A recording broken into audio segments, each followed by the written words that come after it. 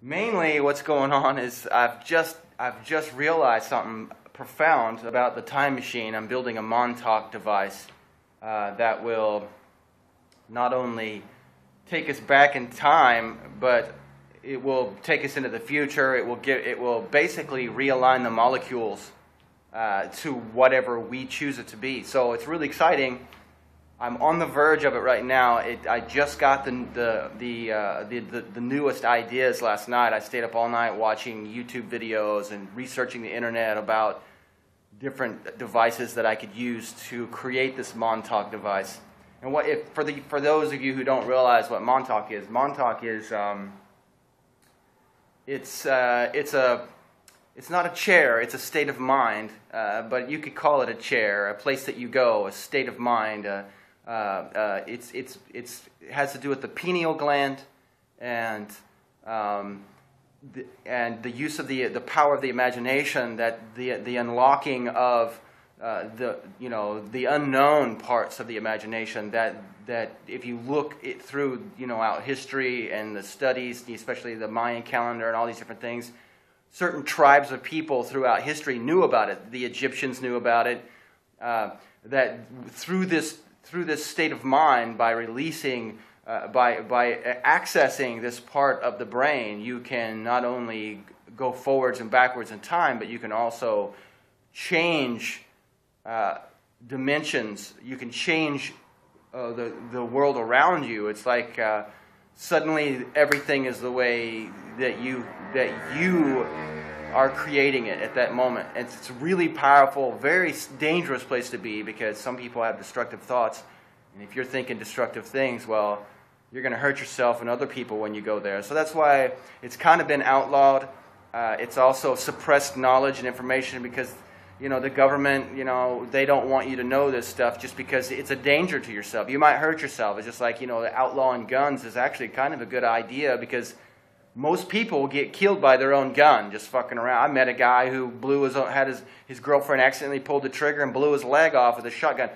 And stuff like that happens all the time. So it's like really important. If you don't know what you're doing, then just stay out of that part of it. Okay? Just be around, stay positive, try to lift yourself up, so when the Montauk device is finally completed, that you will go to a level, because you're going to go wherever you choose to go at that point. That's the danger of this, is that if you're not ready, if you're not creating an uplifting form of platform for you to fly with, you're going to nosedive. It's going to take you into a destructive and dark place. And that's why it's important for the rest of us who are going to rise to levels of knowledge and understanding and utopian type situation, that we be prepared for that as well. That's why that you see these zombie movies coming out and these vampiric movies and all this stuff. That's nothing but an inner revelation of the human psyche, of like, there are people out there who are victimizing other people. There are people out there who are on antidepressants, and they're suppressing their own emotions. They're not expressing themselves correctly or truly in the moment, and so they have lost a part of themselves, and in a way they are truly zombies. And so it's really important for those of us who are learning and basically training ourselves to release that inner self, to be who we are at every moment. Now, if you have problems with this, if you're interested and you want to know more about it, I've wrote a book.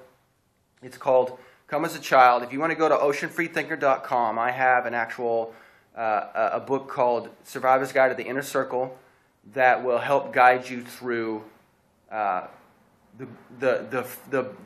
introductory parts of consciousness. And then if you want to delve deeper into realigning your inner self, then I've got another book called Come as a Child that I used for myself, and it worked, and it's working for me.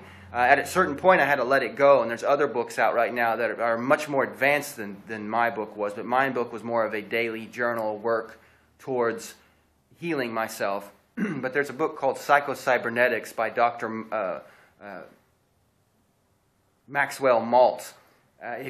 Get it. There's also the CDs you can listen to. Now there's a new one out called the New Psycho-Cybernetics. It's pretty good too, I'm sure. But I just really like to go back to the old works to get the the beginning stages, what it really was. Anyway, so I'm not discouraging to get the new one. I'm sure it's great.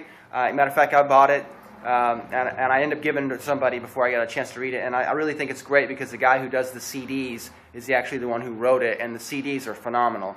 So, and thank you very much for making those CDs. I appreciate you. I can't remember your name, I'm spacing it right now, but I will come back and thank you very much for making those CDs, Psycho-Cybernetics, and working with Dr. Maltz's wife and compiling all the things that needed to be put together to make a completed work of the stuff that he didn't even publish yet. But anyway, this is Robbie Curlis, and I love you.